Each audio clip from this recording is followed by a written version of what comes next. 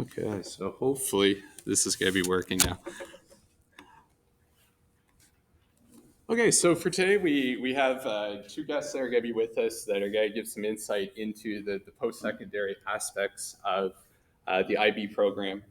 We have Dr. Wassersag from the University of King's College. Now, she's smiling because I have pronounced her name wrong for about 5 years in a row. And leading up to every single time I'm going to present it, it's right. And then I try to say it and I can't get it right. So I apologize for that. But she's going to join us and give us some insight into what it's like at King's and how does this work and the different pieces to it. We have a recent IB graduate, Ella McDonald, who will be joining us. And she will give some insight into what the IB program was like as she went through it. And not only as she went through it, but also as how did this benefit her through her undergrad, through post-secondary, or sorry, I guess, graduate level courses, and so on. So it kind of gives a trajectory of what would a recent IB graduate have for experience. Overall, this evening's goals are the following. What is IB? What is IB at Cole Harbour? What do we offer? What don't we offer? What does the program really entail? What does pre-IB look like in terms of the grade 10 year, grade 11, grade 12? The university perspective, of course, the graduate perspective. A little bit more about how things are recognized and some of the competitive advantages that this program provides. And then in closing, why Cole Harbour? Why specifically Cole Harbour? So let's start out with what is the IB program?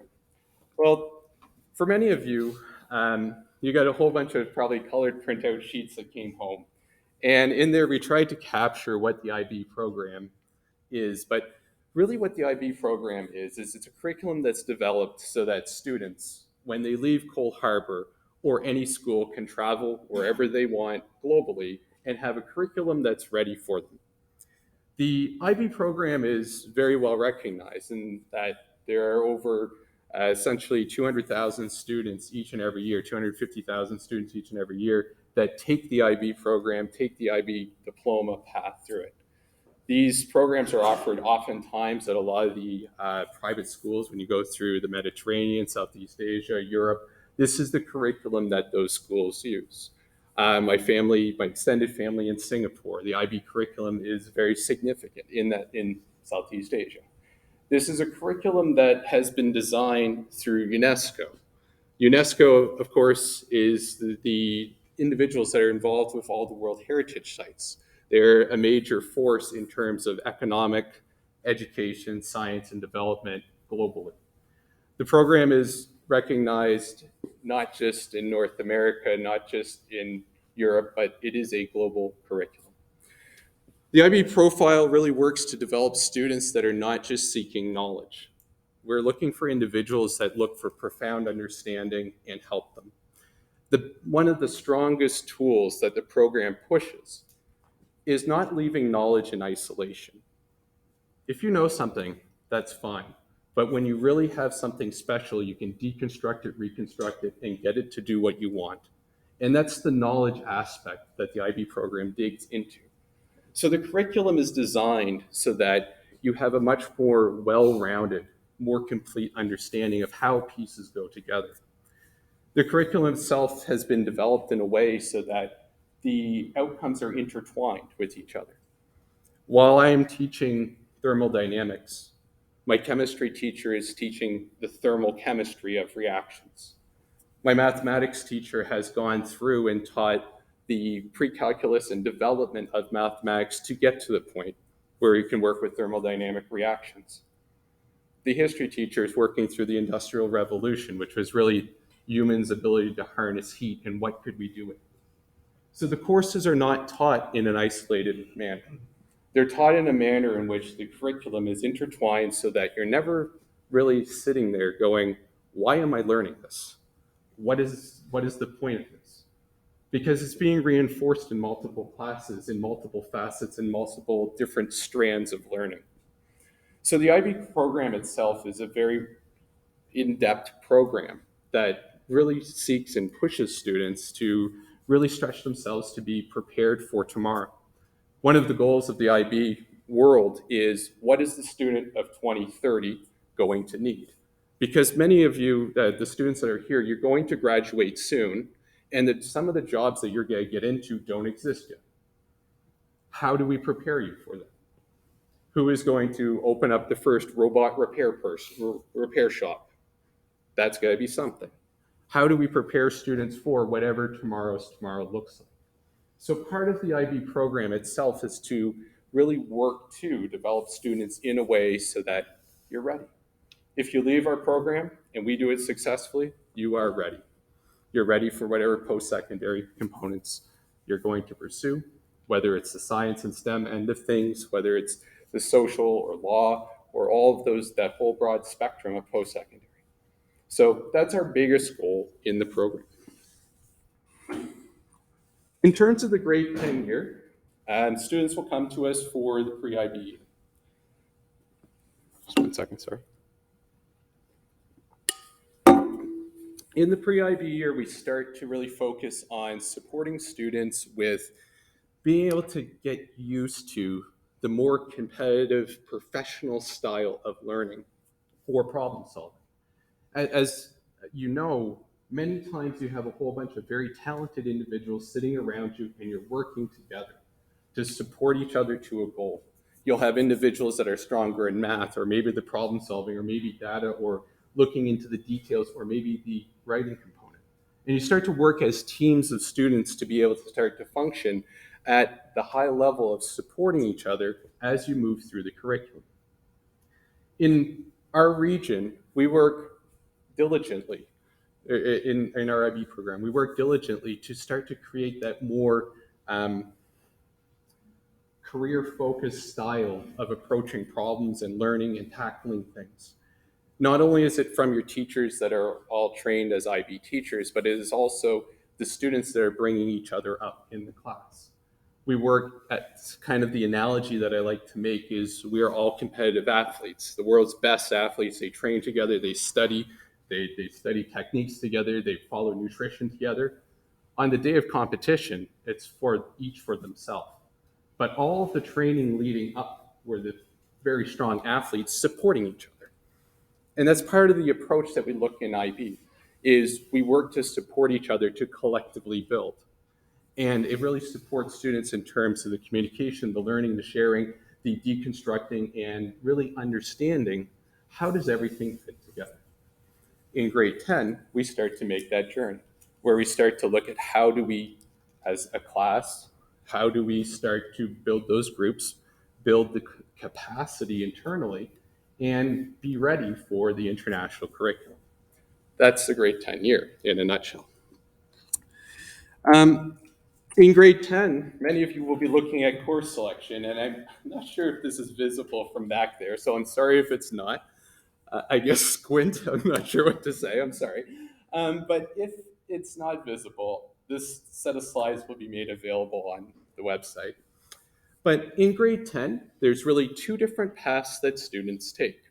The first path would be an English path, and in the English path, you would take 5 pre-IB courses. 4 of them are in English, and of course, French is in French. In the French path, you would take your math in English and your English in English. The rest of your courses, if you're planning to get your French immersion certificate, will be in French.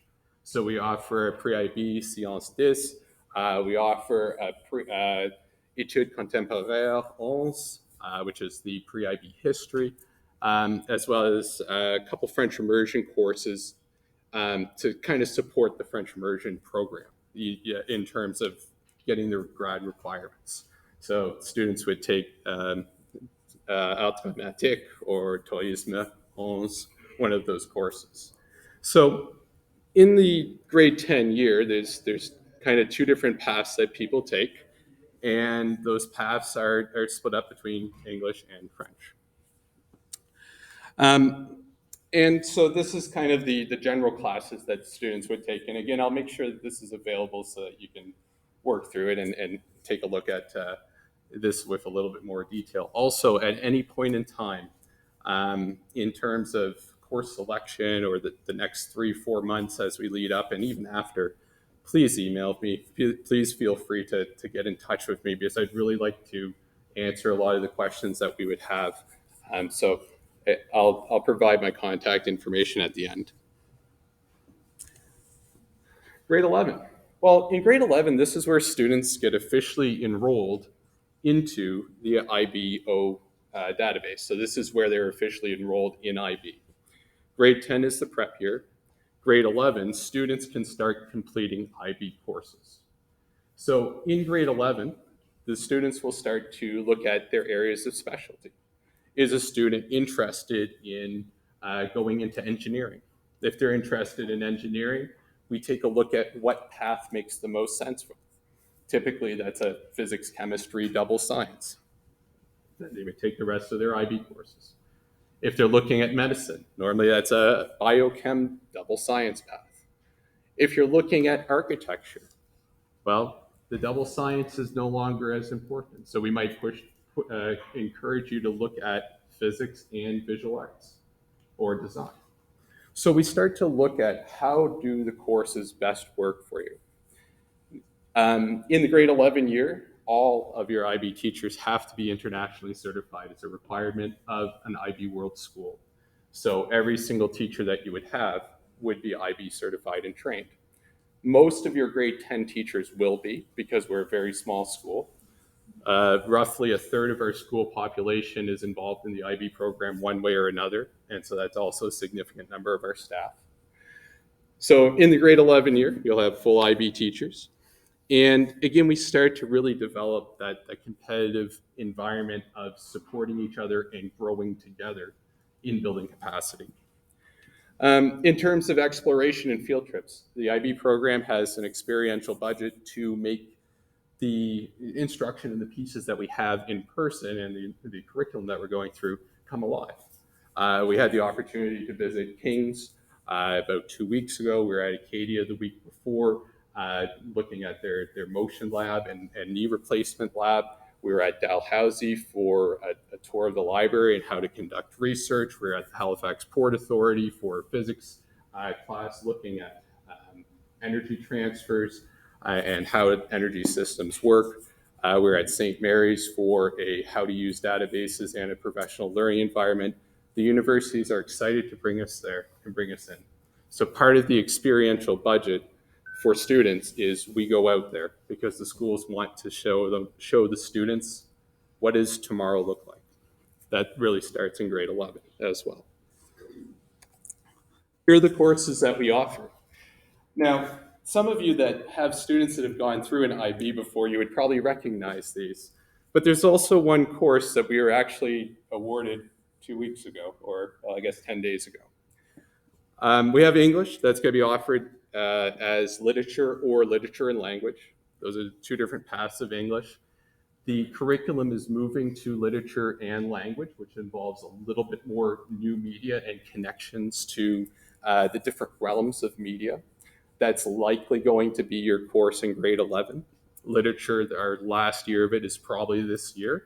It doesn't mean that it's not a great course. It's just in general, we're moving towards the newer version and the new media of language.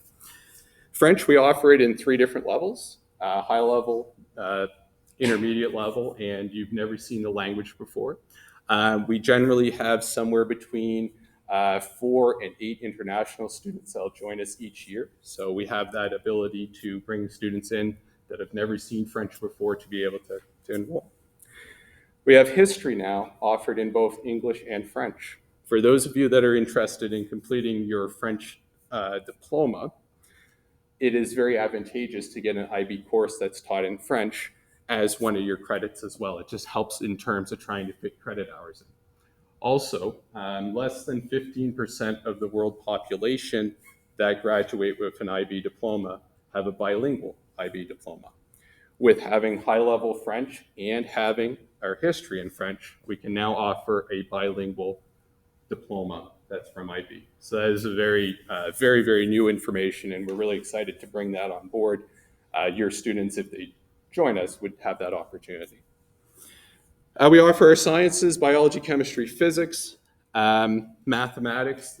the in-house mathematics is the calculus, which is the applications and analysis piece.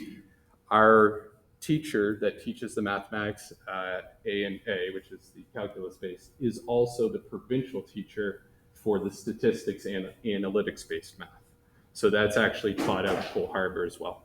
Students have the opportunity to take either of those maths. It just requires scheduling. We also offer visual arts, and we are the center for Halifax arts in the province, or in Halifax. So all of the art programs that you have are really based out of downstairs. So they run the music, the visual arts, the improv, drama, a whole bunch of different things.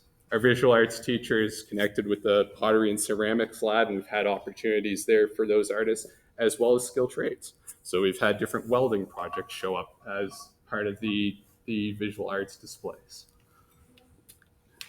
And then, as you go further into the IB program, in your grade 12 years, where we start to send off work that gets internationally moderated. So here's one of the most important things that I can share.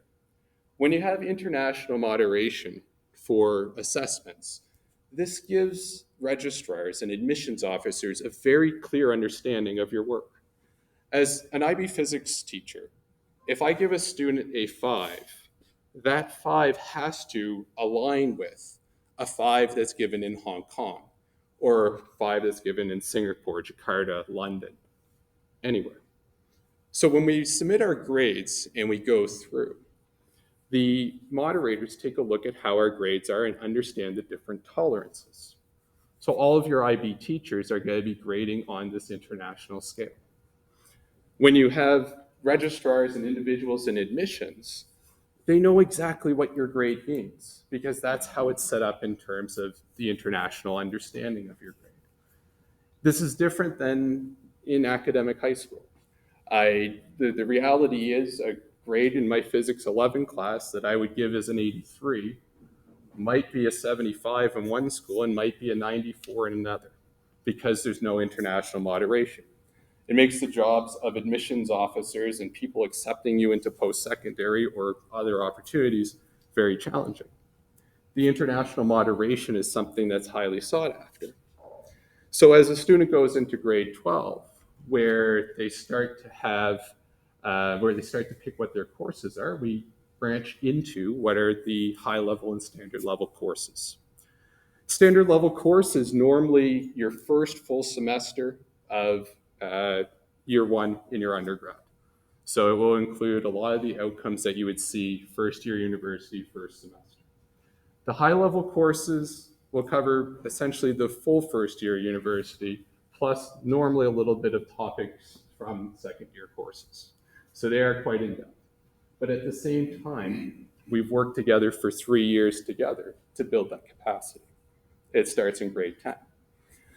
Next year, we continue to build on all of those skills so that when students get to our grade 12, that they're able to deal with and manage and excel in these more rigorous programs.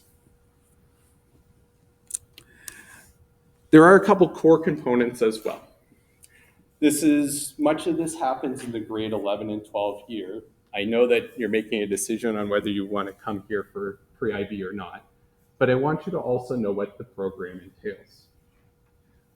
All the students are required, if you're doing a full diploma, to write an extended essay. It's a legitimate essay that's focused on an area of knowledge, an area that you're interested in.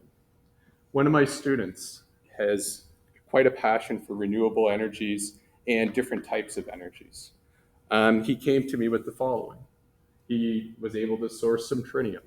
He took a bunch of calculator solar panels, stuck them in a little jar, used the tritium to make an electric current so his battery could last multiple years because of a slow decay in the half-life of tritium. Can I make an extended essay on this?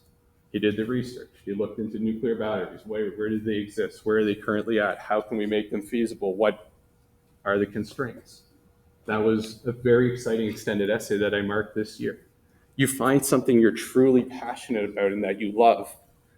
One of the most incredible extended essays that I read was an analysis of ballet dancers.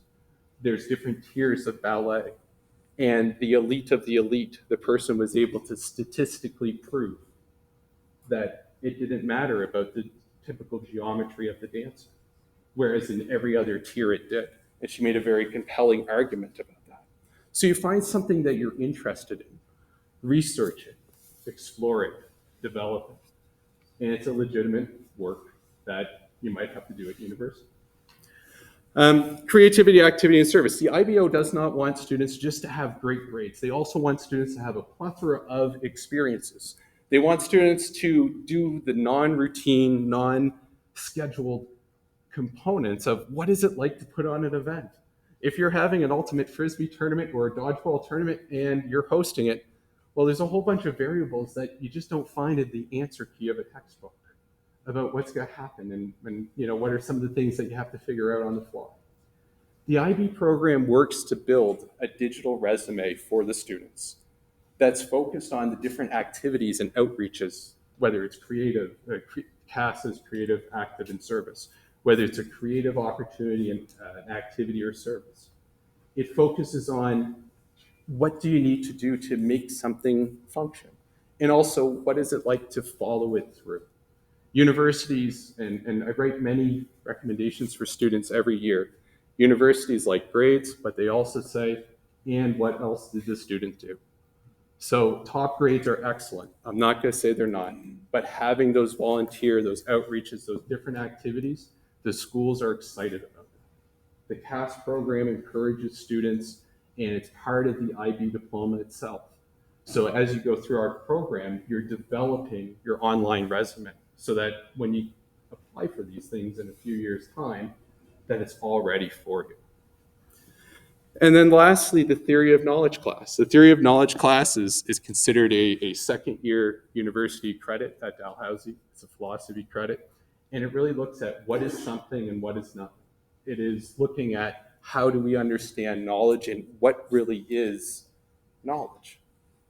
It digs and pushes at thinking in different perspectives. And a tremendous course. And Yolanda will talk a little bit about maybe even the foundation year. I don't know if you will, but we have a very strong connection with the University of King's College, and the theory of knowledge course is very intertwined in that. Now, this is one of the things that's a little bit tricky to understand, but here it is. For parents, grandparents, guardians, everybody that's going to be looking at report cards, I don't know how many times I have a wonderful student that is working as hard as they can and they're finding tremendous success. And then the parent or family member goes, oh, you have 5 out of 7. Where's the other 2 points? Here's some perspective. In IB, a 5 out of 7 is considered a first-year university credit at Acadia, at Dal, at St. Mary's, Mount St. Vincent, St. FX, UNB, and just leave the Maritimes. So most schools will receive a grade of 5 as that full first year. That's a 6-hour post-secondary credit. Students in IB typically will have grades of 3s, 4s, 5s, 6s. 7s are rare. Do we get them? Absolutely, but they are. So it's a scale that's a little bit convoluted, I guess, initially to understand. But here's kind of how this works. Students will, when they get into grade 11 and grade 12, will get these raw grades. Raw grade is your typical percentage grade. So I'm in Mr. Jean's physics class. I just bombed my first kinematics test and I got a solid 56. Okay, well, what does a 56 mean? 56 is a raw grade. Raw grade falls in between the boundary of 50 and 59. Between 50 and 59, we see that that's a 4. And we then erase that 56.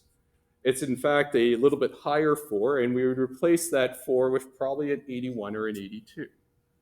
Every single one of the IB teachers knows that the curriculum that we're teaching is of an elevated level. We know that our course counts for a post-secondary credit. And the province has this algorithm in place to make sure we never disadvantage a student who's stretching. Students will stretch when they come into the IB program because it is academically demanding, but we don't want to penalize any students who do so. If, let's say in grade 11, a student decides, I really don't want to do the full IB program, but I still want to continue with a couple classes.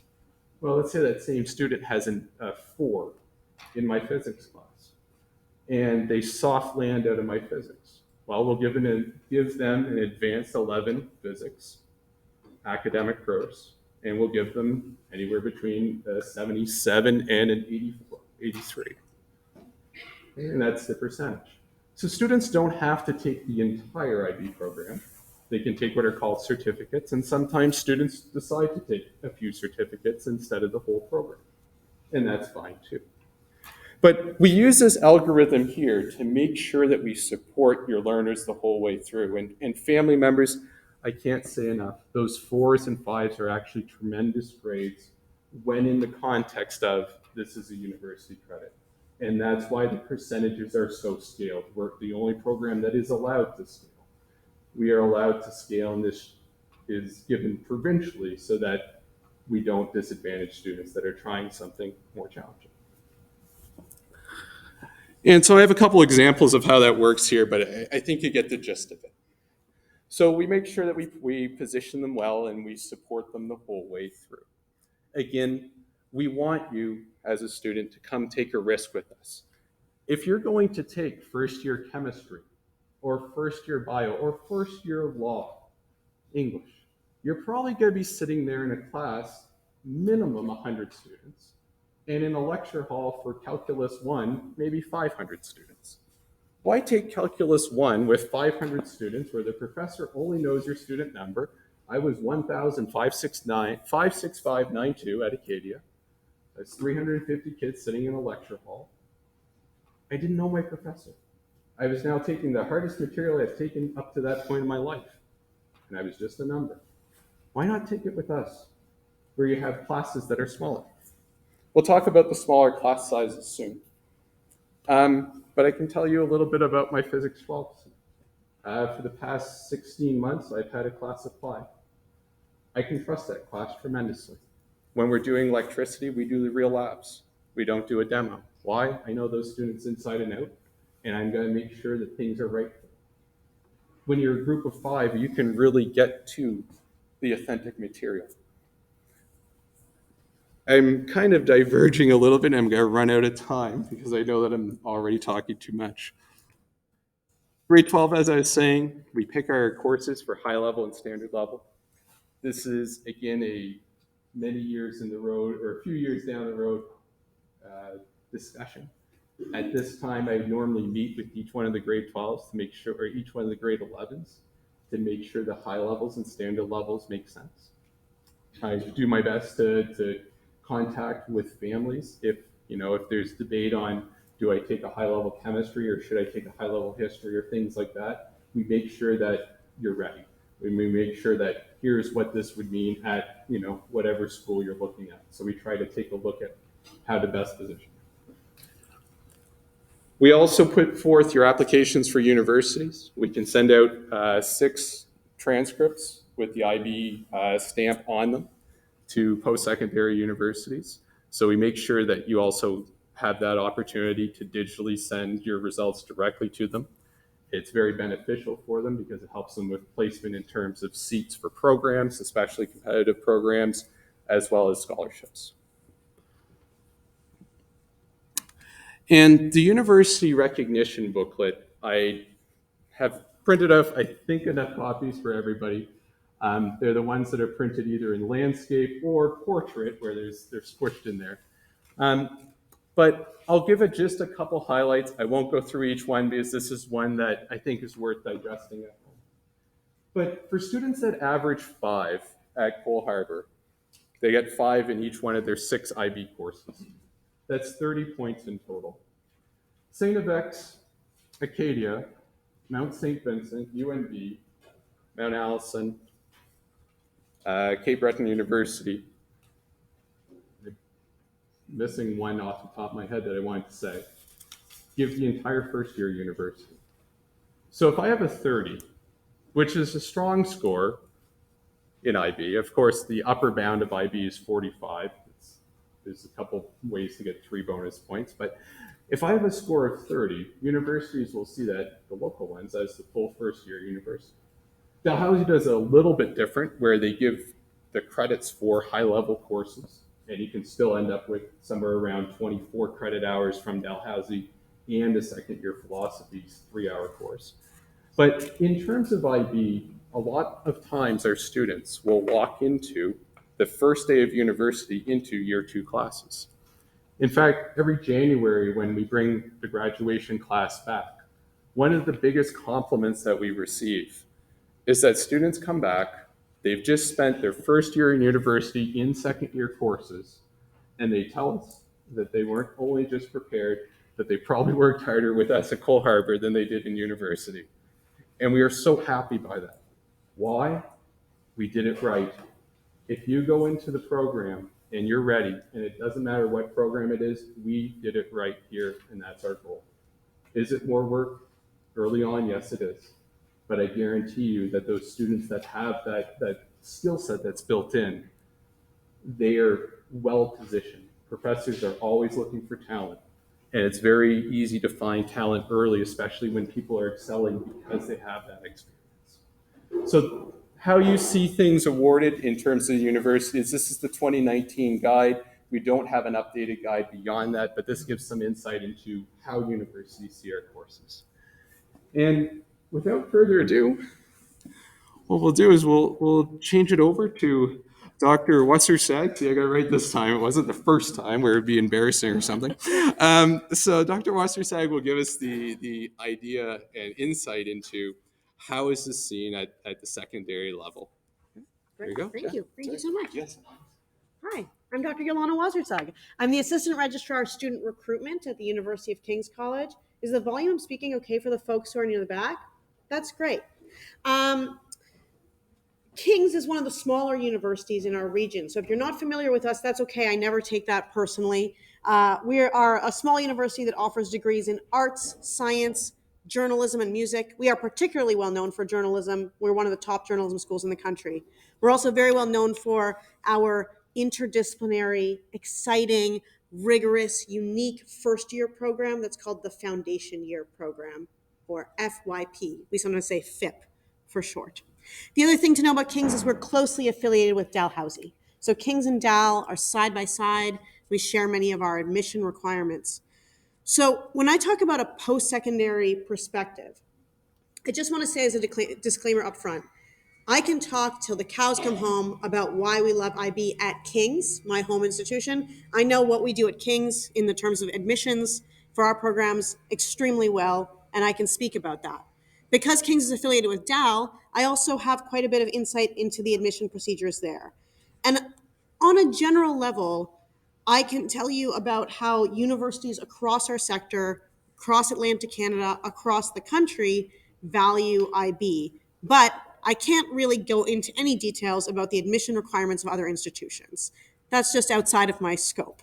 So I will say, I know university might seem like several years away. You don't need to think about this right now. But when you are at the point when you're applying to universities, if your heart is set on UBC, Waterloo, Guelph, University of New Brunswick, you want to be reaching out to those institutions to confirm what their admission requirements are every single time.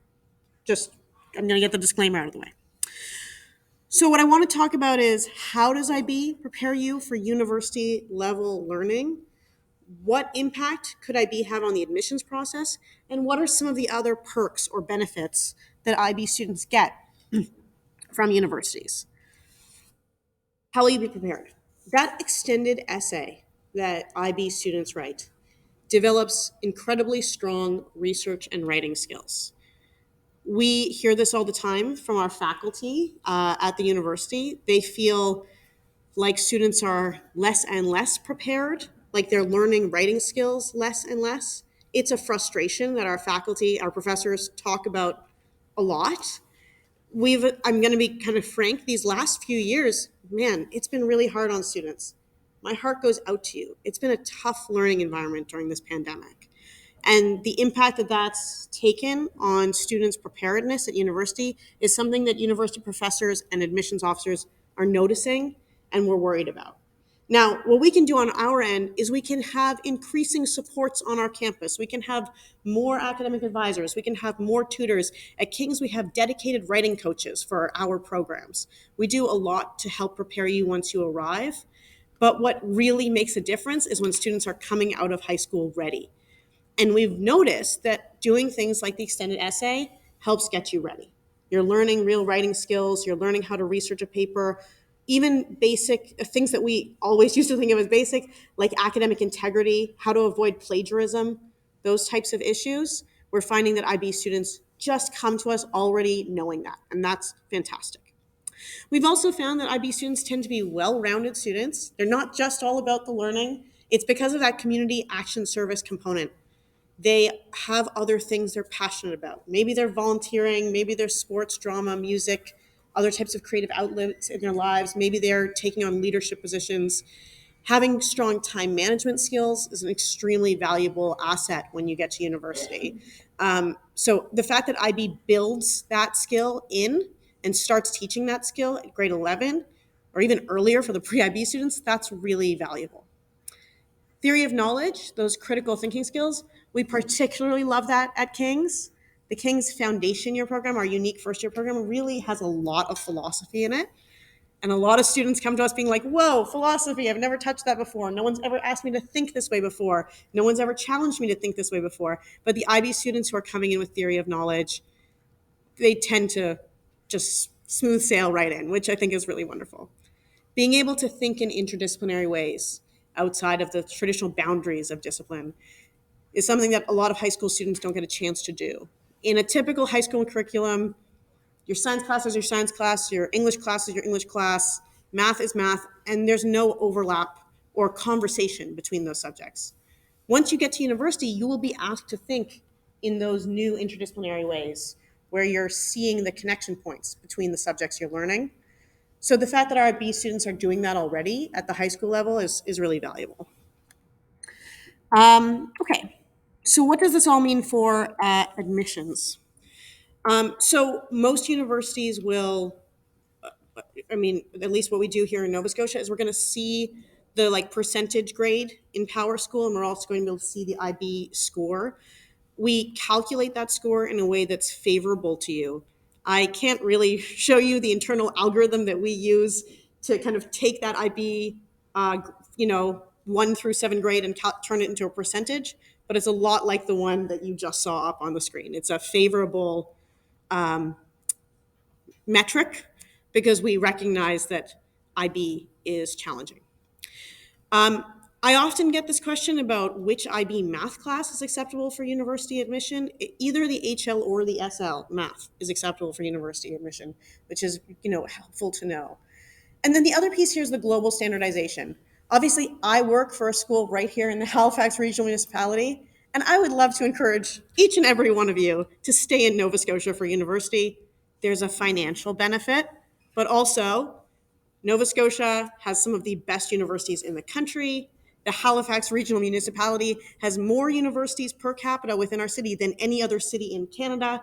Nova Scotia is the education capital of Canada. You should stay. But let's say you don't. Let's say your heart is set on an international undergraduate experience. Let's say you're looking at applying to schools in the United States or the United Kingdom or Shanghai. The IB curriculum, as you've already heard, is recognized everywhere. So that's also really valuable.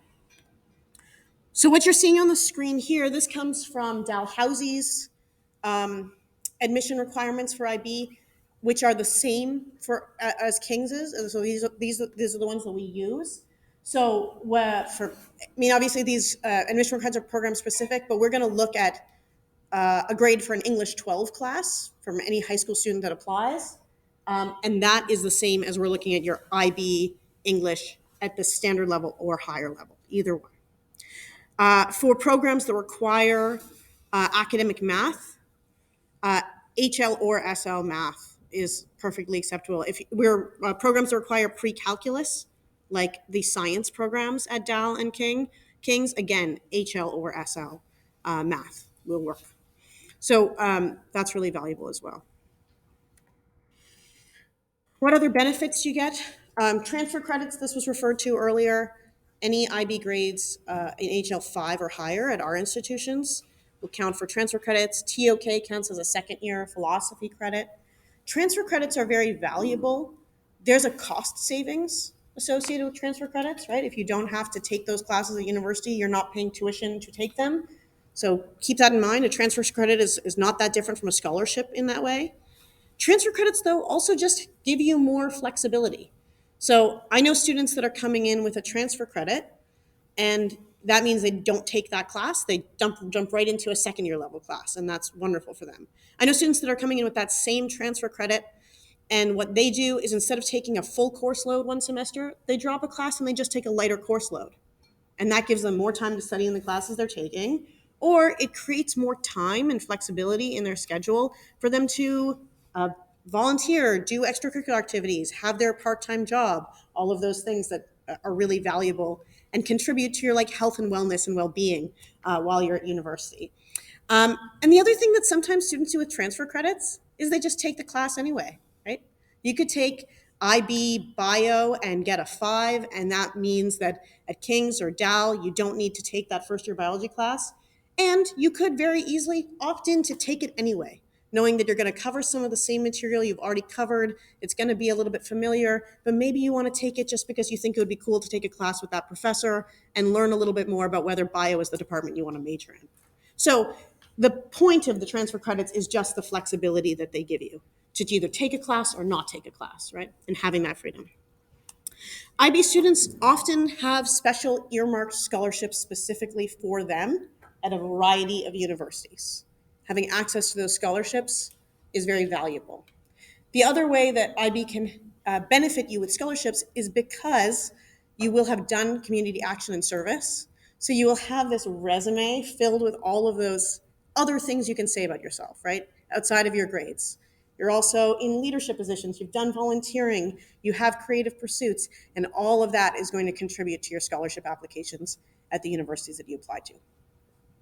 Another benefit that IB students have access to are special events on campus. This was already referred to, but just to give you a concrete example of what we do at King's, every year at King's, we invite a group of IB students from IB schools across the region, including students from Cole Harbour District High. We invite them to campus for our special Theory of Knowledge Day. We have professors from our programs give lectures so the students get a taste of what it's like to really be in a university lecture. And then we take all those students for a campus tour, and we have lunch in the dining hall. We give them a swag bag full of nice treats. Like, it's a special fun day. We love doing it. The reason we do it is because we really love IB students. King's is not the only university that goes out of its way to create these special opportunities for on-campus engagement and campus access for our IB students. We're happy to do it. And then this other piece here is about student community. So you mentioned about 1/3 of the of Cole Harbour District High. Yeah. 25 and 33%, give or take. Okay, awesome. So what I hear in that is that at this high school, there's a group that have self-selected who are saying to each other, making a commitment to each other and to their teachers that these students are focused on the next step, that they're university minded, that they're excited about what's going to happen when they get to post-secondary. And they're making kind of a commitment to learn together as part of a community so that they can get ready for that next step. And I think that's really valuable. Being able to put yourself in a bit of a smaller pond and opt into that, I can't see what the downside would be to a student. From a parental perspective, I can't see what the downside would be. So I think that kind of covers my piece. The Cliff's Notes version here is universities love IB. We think it's a great thing for students to do.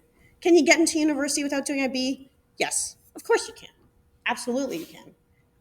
But IB is going to give you some unique skills. It's going to push you in the right way. It's going to get you excited about the next step. All of those pieces start coming together for you as early as grade 10. They really start gelling in grade 11. I find that IB students are ready and raring to go when they get to university and we really love to see that. I brought a few King's brochures with me that I left on that table, but not nearly enough for the size of the crowd.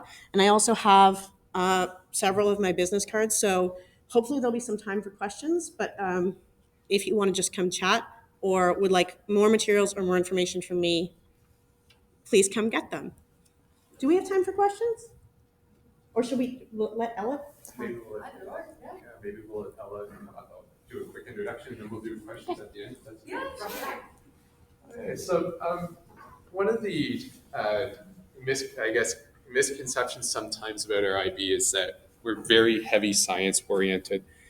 There's truth to the fact that we have focused a lot of our courses to either the health sciences or the applied science engineering field, comp sci, analytics. But the other piece that doesn't get spoken enough about what comes through our school is also the arts. And I had the privilege to have Ella next door in the biology class. We were the better than bio class as the physics class. But we have this fun rivalry. We have wonderful teachers and we tease each other all the time. But I had the wonderful opportunity to see her go through the program here at Cole Harbour, find incredible success at Dalhousie, and you may recognize the face as you've been in a number of different performances and whatnot. So I'm not going to speak anymore because you have so much to share, and thank you. Thank you for that warm intro. I appreciate it. Alrighty, that's my face. That's my headshot. So yeah, hi there, everybody. My name's Ella McDonald. My pronouns are she, her, and I am a graduate of Cole Harbour High, and I completed the IB program in 2016 when I graduated. After completing high school, I went to university, and I actually no affiliation, but I did happen to go to King's and Dal. That's just luck of the draw today. but yeah, no, I in my first year of university, I completed the foundation year program at King's, which is a very intense 1-year humanities program that's very focused on reading and writing and a lot of exploration of classical texts. And then for the rest of my degree, I studied classical theater and acting, and now I'm a professional theater artist. I'm always happy when I'm invited back to talk about the IB program, especially from an arts perspective, because even when I was in IB, I did have some sense that it was really oriented towards STEM subjects. You know, like there's such a focus on biology and math and so many of these scores that are very quantifiable that can lead to a lot of scholarships. I'm an art kid through and through. I enjoyed my science classes and all that, but for me, I just want to stress how much IB personally helped me as somebody who is now a professional artist and who works with granting communities and granting bodies for my livelihood. So I do just want to stress that sincerely, every single day in my work as a professional artist, I use some of these writing skills and some of these language skills that I learned in high school in IB. And I was actually just reflecting, this is like so sincere. I was thinking about this week, and a grant that I recently submitted, I noticed that I was using IB writing conventions in it because they're really effective and they were so formative. And when I was learning these skills that have led to so much like financial success for me as well. In IB, I was exposed to so many things, and I felt like I was the type of student who really was better set up for success in IB because of the community that I had in my classroom. Because, you know, in IB, it's a small ship. It's sort of like the game Lifeboat. It's a really challenging, sometimes it's very stressful. You know, sometimes everybody's really stressed out. Like people are feeling their feelings on exam days and stuff like that. But I felt like I had such a camaraderie with my class because we were the same small class for all 3 years of high school. So I felt like I had trust with my classmates. I felt like I had systems and I had community because I knew, you know, which friends I studied math with and which friends I was meeting up with and I wanted to work on my biology project with. So I felt like I had community there, but also the fact that in IB, instead of just like a typical high school experience where you have like one course here and one course here, you might have one teacher more than once in your high school experience. I had my teachers for consecutive years, because I didn't just have them from one semester here. I would have somebody September of grade 10, and they would be part of my journey all the way up until I graduated. And that was so valuable for me because I had teachers who knew me, they knew my personality, they knew what would motivate me, they knew the things that I was working through. And just having that ongoing relationship, it really did feel more like university, where in university you also have, the same professors that know you through your whole degree and who are a steward to your education in that way as well. I also, because you sort of sign up for IB as a package deal, although you can do credit courses, I think in my year at least, it was much more common that everybody did it as like a package deal. But I was exposed to things that I wasn't innately interested in. I did not know how much I liked history until I finished IB because I was required to take it. I knew how much I liked art and writing already. But my biology classes also blew my mind. I was also thinking about this week. I'm on tour right now with a group with Neptune Theatre. So we've been all over the province. So it's been a lot of actors in a car. We're running out of things to talk about. We talked about birds for like 2 hours yesterday, and one of my co-actors was asking about types of birds, and I was like, oh no, that's the phylum of birds. And then we were just like, well, no, it's just like there are so many terms that I still carry with me. Also, yesterday, somebody asked me the difference between margarine and butter, and I was able to give a very in-depth scientific explanation of hydrogen atoms in a lipid chain. And I don't think about these often. It's just I was laughing too. I was like, this is ridiculous that this is what I'm doing at breakfast. But I learned so much, and I learned so many things that actually felt practical, like explaining butter and margarine. I sincerely learned so much in IB, and there are things that I didn't just discard when I finished high school. They're things that I was so interested in, and they were delivered in such a way from my teachers that felt like, no, there's a reason to be learning this right now. And it was always tied in. Another goal of IB is to be as cross-curricular as possible, right? So there's one thing that's called the Group 4 project. Is that still, we still do? Okay, we still do that. Where it's like you're explicitly encouraged to approach a question, like a scientific question, using as many different disciplines as possible. So you have people who are doing their high level. I was one of the high level biology kids. You also have people doing their high levels in chemistry, and somebody made a potato gun that year and things like that. The emphasis is on collaboration and on like really meaningful group work, because life is cross-curricular, and in real life you're never just focusing on one subject in isolation. And we were also given so many opportunities to be really self-led with what we were interested in. I really struggled with math. I sincerely struggled with math. I had a tutor for math almost all of IB. I was like staying for extra help every day. That was where I really struggled, and it wasn't as obvious for me. But I was still able to play to my own strengths, because the way that even math was evaluated, and this really helped my grade, is we had this thing that was called the, oh my gosh, I don't remember the acronym. It's basically like independent project for math. I don't know the acronym. But one thing that I was really interested in, this was pre-pandemic, I'm really passionate about public health, and I wrote my paper about flu vaccines. And I did a lot of theoretical math, and because I took something that I was already interested in, and I was able to use my writing strength to really help my math mark. And it gave me an opportunity to sort of boost my own morale in a subject where I wasn't as innately passionate, and make it about something that is useful for me. And I found that all throughout my programming. I was given the opportunity to really redirect my learning into something that I cared about. The amount of texts that I was exposed to in IB helped me so much in university. I already had an awareness of all sorts of poets, all sorts of classical texts. I knew how to defend them. And that was the thing. In IB, I do believe that there is a higher focus on oral presentation skills. I use them every day. But, in a meaningful way, where you break down something daunting, like an oral presentation, and you break it down into like meaningful actual objectives. Like, what if you speak like this? And this is such a thing. People always think like presentation skills are only for people who want to be presenters. Everybody uses presentation skills in real life. And it's a really important part of like how you negotiate better jobs, and they're like, presentation skills are life skills. And I was able to just prepare those and prepare academic presentation skills. Sometimes in some of this is going to sound stressful. I don't want to incite stress, but for part of our oral exams in English, they were recorded. And that's a really important skill. I've done job interviews that were also recorded. So I feel like I was really prepared for that when that happened in the real world for me, because I'd already practiced that in a safe school setting where I didn't have the same stakes in the game.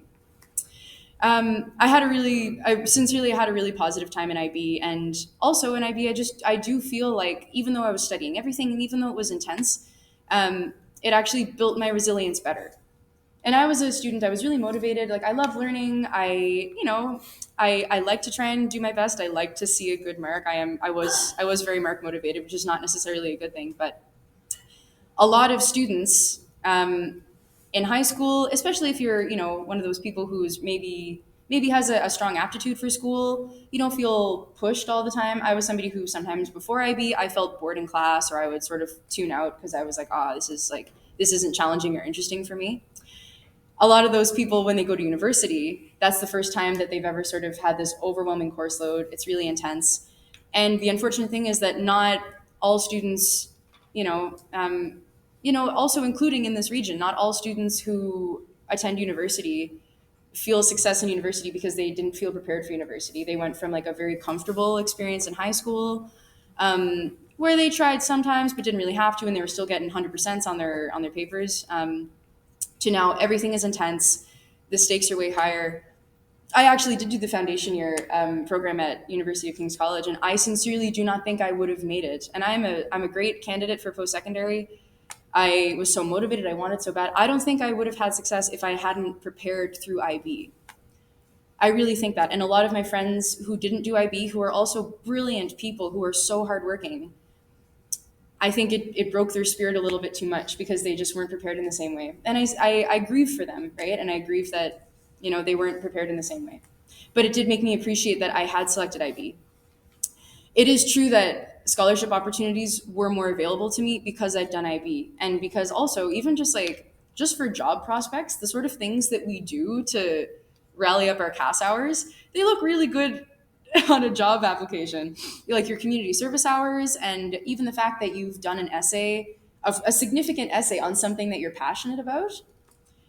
It really reflects well. So it didn't just make my university easier. I actually just think it made my early years as an adult, like transitioning into adulthood, really much easier, and I have a lot of gratitude for that.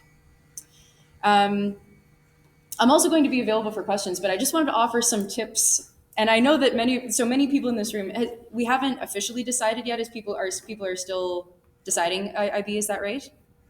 That's correct. Yeah. Okay. Just know that a lot of your peers in the room, like they might be your classmates for a long time. So maybe as you're leaving, maybe introduce yourselves because you could be spending a lot of time together if you end up in IB. Here are some tips that I have that were useful for me and that also helped me like stay in the game and stay excited about IB. Here's something to note, and it's normal. And I don't know if it came up that your grades do drop sometimes a bit. So it's typical that when you first enter, out of junior high and you enter high school, I didn't think this was going to happen to me. I was like, oh, that just is going to be for other things. People were saying, oh, your grades are going to drop when you first join IB, and then they'll come back up. And I was like, oh, but not me though. I was like, oh no, I'm different. No, my grades, almost every single grade that I had going into IB dropped a full 15% or more in math.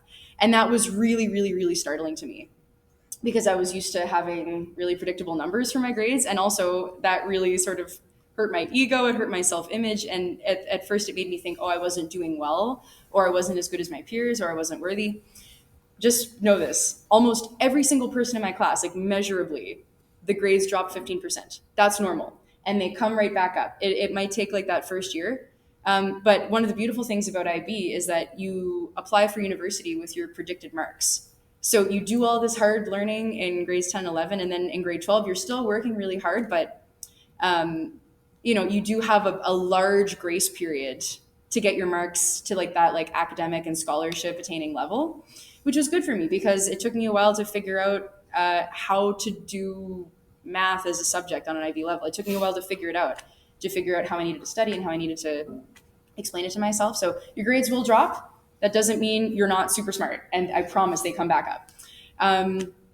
Another thing that I want to offer, and often people who are interested in programs like IB, we like a nice high mark. We can feel a lot of identity tied to like a nice high mark that makes us feel proud.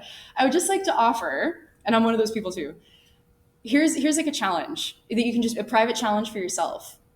Never tell anyone any of your marks for like all of IB. I know that sounds crazy, But think about how that would change you if you just kept that to yourself. Because I remember sometimes after an exam, people would have their marks and they would just do the thing where it's like, oh, I'm not showing up. I'm just like leaving it like on the end of the desk. And so people can like see it if they want to. Just, just keep it about you, because sometimes people, this really sort of gross competition started, and it wasn't anybody trying to be like intentionally mean, but like we naturally compare ourselves to others when we're in a stressful situation like IB. Like, we want to know, well, how am I doing compared to my peers?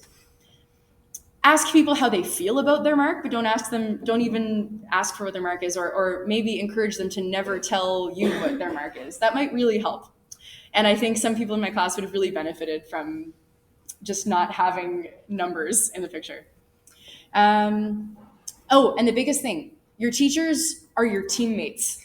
For real. Be as communicative as possible. It's normal. Like, for teenagers, life is hard. Like, if you're having a hard time, or if there's something going on and you feel like you're not able to show up fully in some way, talk to your teachers on the early end. If something's hard, if you're looking at like you need maybe like extensions or some sort of like accessible accommodation, just be so upfront about it. And when you are struggling, just be in touch with your teachers. Like, be open to it. Really communicate with your teachers about how you're feeling and what you think you need, because your teachers, they want so badly for you to do well. They spend a long time with you. They're really rooting for you. And they're not like somebody that you have to like win against by like getting a good mark or understanding. Like, really, like, include them in your world. um, Talk to them about what's hard. I know I was in extra help almost every single day. I was such a crier in math class. This is ending up me talking about math a lot, but it was good for me. I think it was good. Like, open, like, I'm feeling frustrated, I'm feeling defeated, and here's the thing I don't understand. Please help me understand this concept. Thank you very much. Include them in your world, and also give them all the grace that you possibly can, because they're working really hard with a whole bunch of students. But make them your comrades, really, and include them, and know your teachers, and just be as communicative as you possibly can. That'll really set you up for success. I think those are my tips. I really am so like, I've got such gratitude that I chose to do IB. IB set me up beautifully for scholarships. Oh, I wanted to mention this, but I forgot.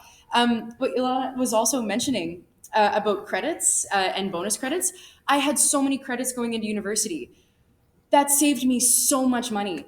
It saved me like thousands of dollars. Like, just to put a number on it, it saved me thousands of dollars that I had credits. It saved me even more thousands of dollars that I hardly had to pay for school because my scholarships were so abundant. So when I was in IB, I remember treating it like a full-time job. I also had like a part-time job, but you treat it like, no, this is a job and it's gonna pay me in the long run. You can almost calculate like, okay, how much does university cost? Almost make up like an hourly rate in your head. I think I really don't want to do math right now, but I think, okay, I'm gonna get paid $15 for this hour of me studying if I can pay myself in scholarships. It's energizing, right? And you can pay yourself. And I was able to graduate from university without student debt. That's crazy. So, you know, and also when I got to university, because I had the relief of some scholarships and I also had some transfer credits, I was able to pick extra credits just for fun, because I had the time to pick courses that I was interested in. Actually, I started taking theater courses because I had the liberty to do so. That ended up being my career, but I took them because I had enough credits and enough scholarships to do that exploration.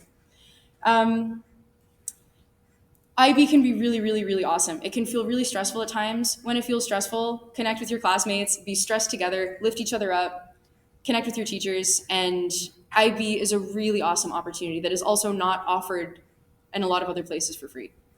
So I hope you try it out, and I hope you think about it. And it could really, really, really work out well for you. That's my speech. Yeah. So we'll probably spend about 5 more minutes with some concluding components to it, and I want to thank both of you for giving so much insight into what IB is, what IB isn't as well, and kind of the overview of it. So I guess a couple really quick points. Small class sizes. In the grade 10 year, that's arguably where you'll see your biggest class. The pre-IB classes are typically a little bit larger because students haven't gone into their areas of specialty. In grade 11, you have a number of different choices for which courses you want to take and at which level. So the students will basically be further sectioned into those different areas of specialty.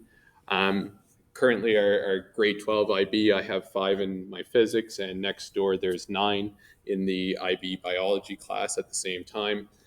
So having that smaller setting is something that's been really, really helpful. There's a lot of unique opportunities that are offered through IB, not only just the connections, but also I think Ella pointed out something that's really important about the IB program. Your teacher's goal is to get the student and work with you to be the best, for me, physics student that I can possibly ever have. It's not about lumping you over the head and say, here's physics. It's about, I want you to become a physicist and I'm going to do everything in my power to get you there.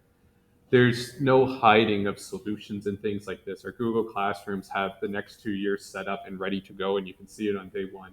We don't hide stuff. We want to give you all of the tools so that you're wildly successful. And that's, I think, a unique opportunity when you're with somebody for sometimes 3 years. If you're with me, probably 2.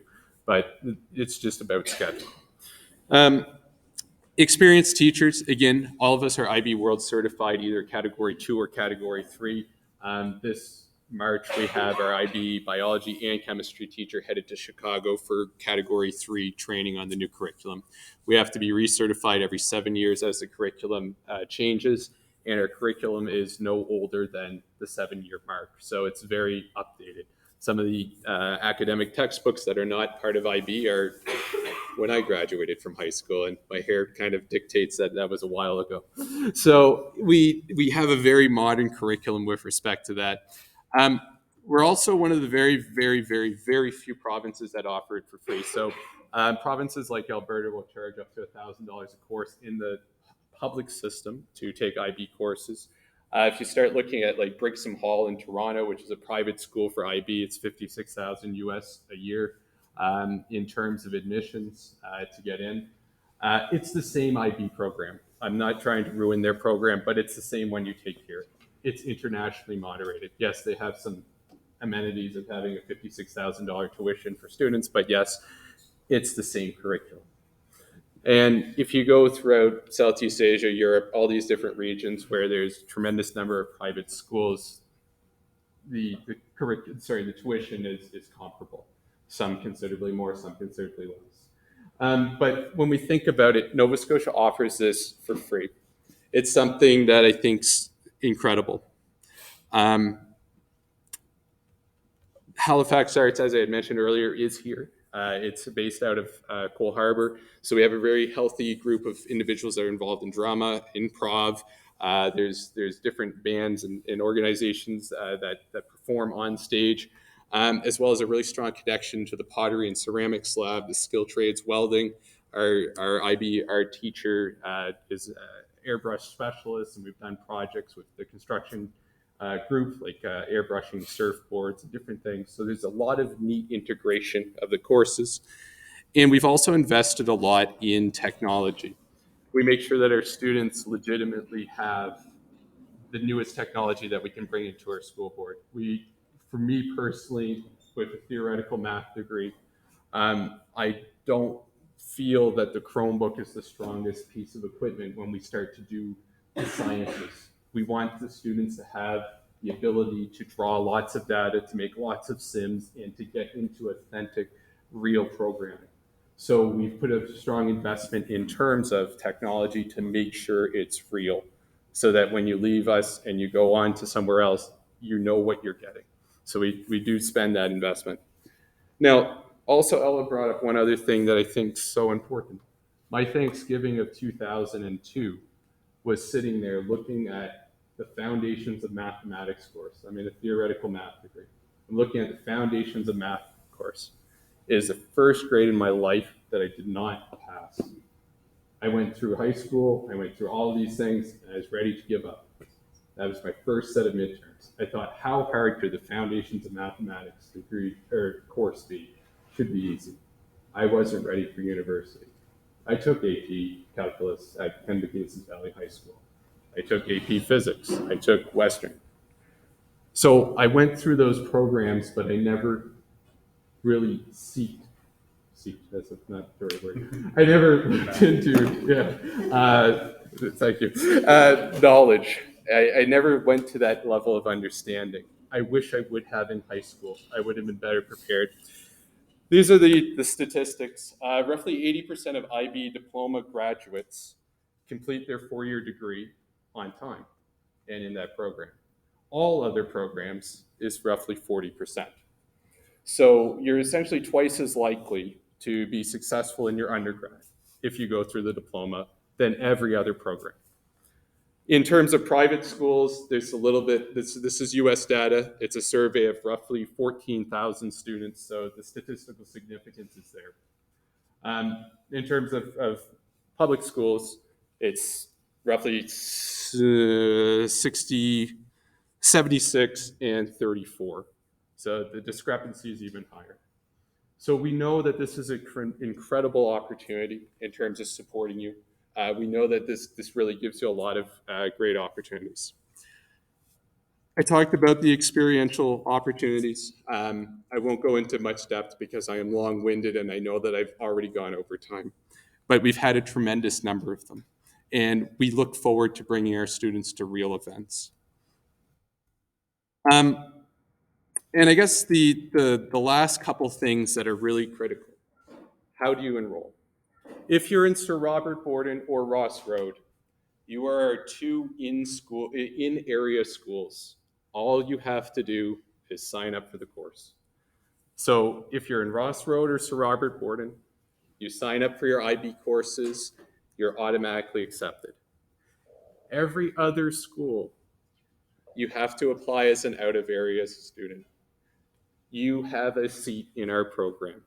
Okay, we do not reject students that come to our school for IB. So the pressure is off. Any student that wants to take IB, that all of you in this room, you have a seat in our program. But you do have to ensure that you apply as an out-of-area student. That is the one piece of paper that directs your school to us. So the out-of-area process happens two different ways.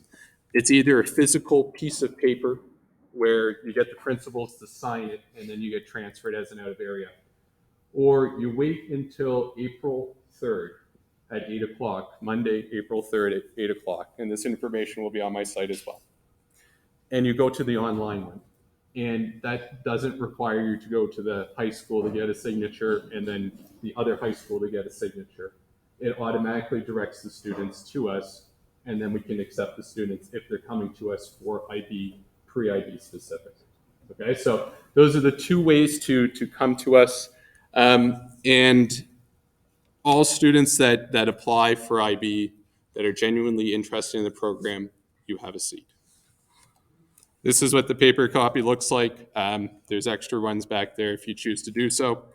And this is what the current registration page looks like on HRCE. On April 3rd, that out-of-area thing will disappear and it'll become an online form where you fill out your information. And that's what will direct you to our school. Okay, so again, that will be available. And also we have a Google form that is available. All of your students would have received a contact card through the junior highs. And if your student did not receive one of the contact cards, I'll go find one in a few seconds. But if they didn't, we could fill it out now. We'll have your contact information. But in terms of the actual presentation itself, that is the end of the presentation, but the three of us will be available for questions. If we want to do questions as a group initially, we could then take some individual questions afterwards if you would like. I just want to be timely and understand that people have commitments, and I've already blown 15 minutes past what I said I was going to get to. So I apologize if I've made anybody late. But thank you so much for coming. We genuinely appreciate it. We look forward to welcoming you. It's a wonderful community. I hope that you consider it. We're here to support you the whole way. And families, thank you. I know you're investing in your students. I know that you're investing in them and want the most that they can have in terms of education. So thank you for that, whether you're here at Auburn, at Woodlawn, or anywhere. Thank you for putting that investment in. It will go well for them into the future because you're giving them that strong foundation. So thank you. We hope to see you here, but thank you. So we're available for questions, and thank you so much for this evening.